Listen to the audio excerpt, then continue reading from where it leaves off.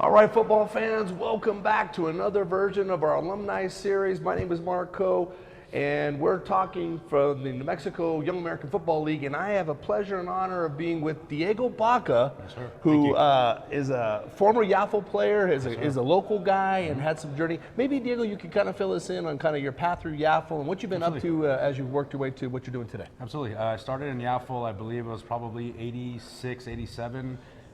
They were around back then? I think so.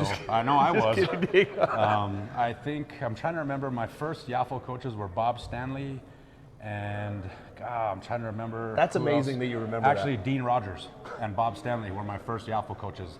I played with Cibola all the way through the end of my YAFL career. Played at Cibola for 4 years and then coached at Cibola for a few years after that with Ben Schultz and those guys. Then after we were let go, went back and coached with Judge for a couple years.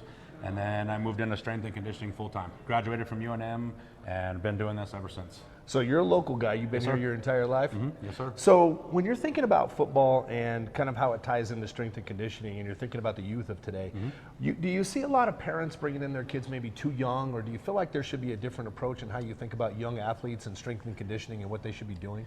I don't think it's a matter of them being too young. I think it's a matter of them tempering their expectations. I think it's got to be the understanding that it's got to be age appropriate. You know, if the kids are out there clanging and banging in full pads, typically a strength and conditioning program for them is going to be based on movement. It's going to kind of teach them how their bodies move and how they move through space and body awareness.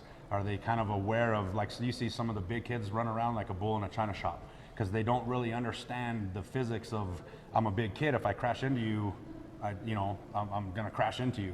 Sometimes, and then some of the lighter guys you see, they're kind of fast, kind of quick, but sometimes not very durable.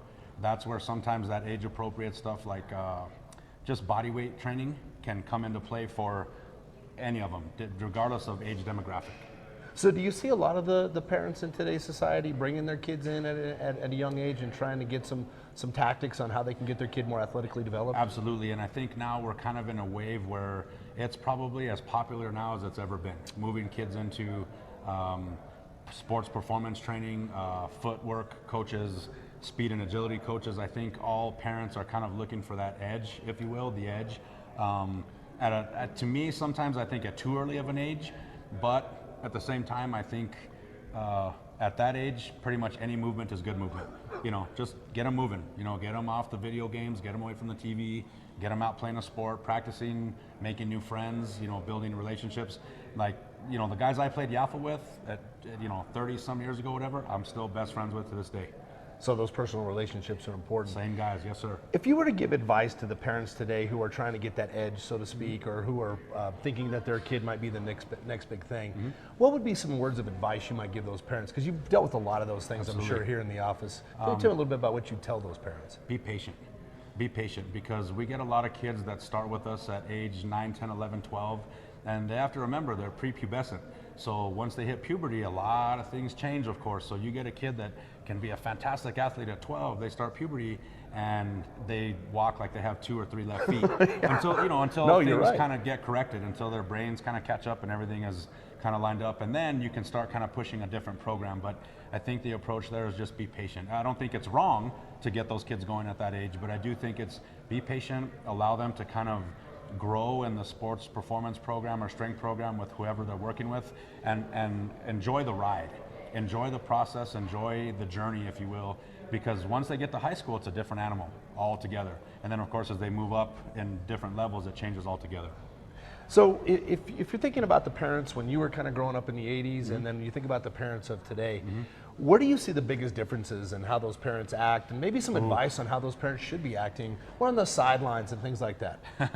I'm sure you have an opinion on that. Absolutely. Again, I kind of go back to be patient. Let them be kids.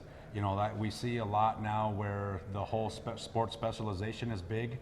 Kids show a little bit of promise at one sport versus another, and their parents want to pigeonhole them and make them the next Mike Trout because the kid hits 6 home runs in Little League.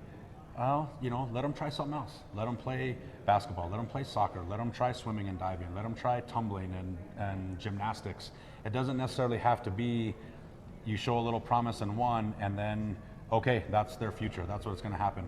I think it's avoid specialization at a young age and let them be an athlete. Let them try, contact football. Let them try bowling. Let them try something else. I think when my generation, and my buddies and I talk about this all the time because we all have kids now, our parents, I think kind of probably because they were tired of taking care of us after school, is you're going to play everything. You're going to play baseball, you're going to play football, you're going to do track, but we loved it. We never stayed inside. It was always be outside doing something. Now it's kind of a little different where, okay, if you're not going to play sports, then you can do the Fortnite stuff. Well, okay. Okay, but you're potentially looking at some issues down the road. So when we started our conversation, you kind of mentioned some coaches. Yeah. 30 years ago, you remember their first and last name. Oh, yeah. Maybe you could speak to sort of the role of coaches today and where you man. think they could have the most impact on kids. To me, where coaches can have the most impact on kids is just mentorship, being there for these kids. I remember these gentlemen that coached me because I lost my dad at a young age, and these guys became my dad. They were that father figure that they were hard on me when they needed to be, but they also picked me up and built me back up and gave me that love when I needed it.